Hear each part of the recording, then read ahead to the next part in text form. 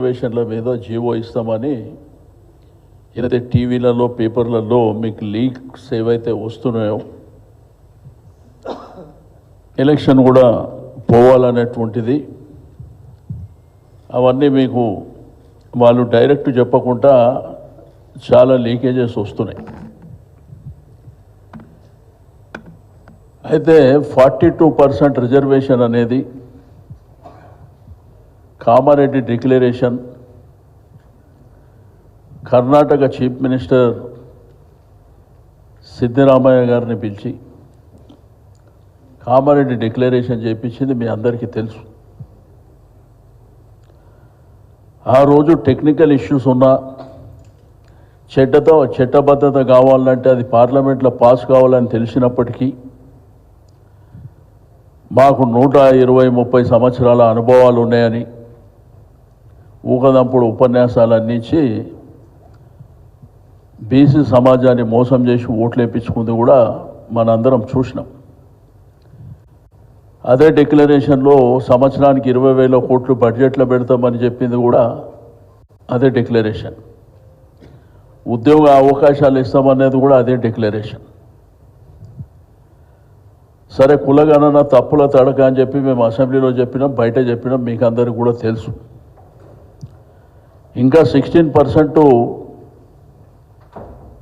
చేయలేదని అసెంబ్లీలోనే సాక్షాత్తు ముఖ్యమంత్రి గారు అనౌన్స్ చేసేది కూడా తెలుసు. దానికి చట్టబద్ధత ఎట్లా వస్తుందో ఏదో తూతూ మంత్రంగా తీర్మానం చేసి పార్లమెంటుకు పంపించేది కూడా తెలుసు. ఆ రోజు మేము అసెంబ్లీలో డిమాండ్ చేసినాం. అయితే చరిత్ర వెనక్కి పోతే ఒకసారి ఎన్టీ రామారావు గారు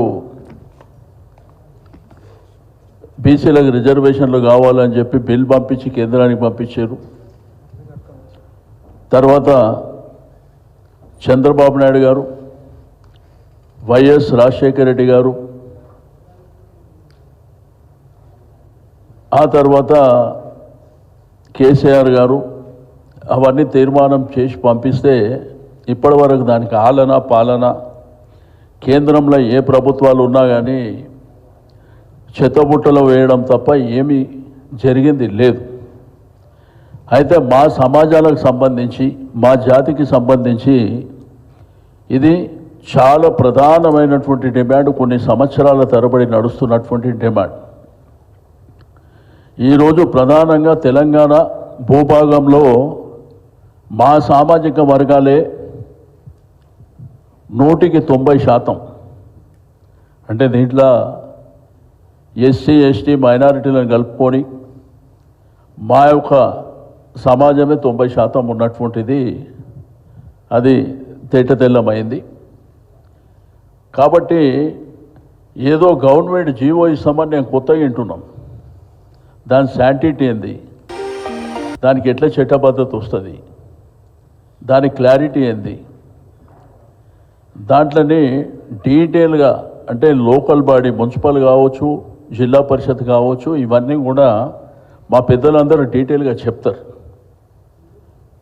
ఎందుకంటే దానికి శాంటిటీ ఉండదు, చట్టబద్ధత ఉండదు. ఇది ముఖ్యమంత్రి గారు ఆ తీర్మానం పెట్టేటప్పుడు అసెంబ్లీలో చెప్పింది డెలిగేషన్ ఢిల్లీకి తీసుకుపోతామంటే, మేము ఆల్ పార్టీస్ తీసుకుపోతామంటే మేము కూడా వస్తామని చెప్పినాం. కానీ ఇప్పటివరకు అతిగతి లేదు. ఆయన ముఖ్యమంత్రి గారు ఢిల్లీకి తిరుగుతూనే ఉన్నారు, కానీ మా సామాజిక వర్గాల పట్ల మాత్రం వారు అసెంబ్లీలో మాట్లాడినంత మరి ఉరుకులాట ఎక్కడ కనిపిస్తలేనటువంటి సందర్భం మనం చూస్తున్నాం. రెండోది, మా సామాజిక వర్గాలు ఏం బిచ్చగాన్లు కాదు, మాకు బలము శక్తి ఉన్నటువంటి వ్యక్తులం. మేము అనుకుంటే రాజకీయ వ్యవస్థలో చాలా మార్పులకు కూడా దారితీస్తాయి. ఇవన్నీ అంశాలు మీరు ఓసారి ఏంటంటే ఢిల్లీలో రాహుల్ గాంధీ గారు పార్లమెంట్లో చెప్తున్నారు తెలంగాణ మోడల్ అంట. అసలు చేసిందే తప్పుల తడక. 16% ఇంకా రాలేదని ముఖ్యమంత్రి గారే స్వయంగా చెప్పిన తర్వాత రాహుల్ గాంధీ గారు పార్లమెంట్లో చెప్తారు దీనికి చట్టబద్ధత లేకుండా ఎలక్షన్ పోవడానికి వీల్లేదు. ఒకటి, ఇది మా ప్రధానమైనటువంటి డిమాండ్. మీరు తూతూ మాత్రంగా జీవో ఇచ్చి మీరు మళ్ళా ఎవరినో మీ వాళ్ళనే కోర్టుకు పంపించి దాన్ని చెల్లకుండా చేసి ఎలక్షన్లని డ్రాగ్ ఆన్ చేసి మీ కుట్ర దాంట్లో క్లియర్గా కనిపిస్తుంది.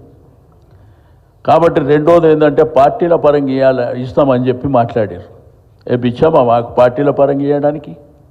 రైట్ రాయల్గా మాకు రావాల్సినటువంటి హక్కు, అంతేగాని మేము బిచ్చమేసి తీసుకోవడానికి ఇక్కడ సిద్ధంగా లేం. మాకు రైట్ రాయల్గా.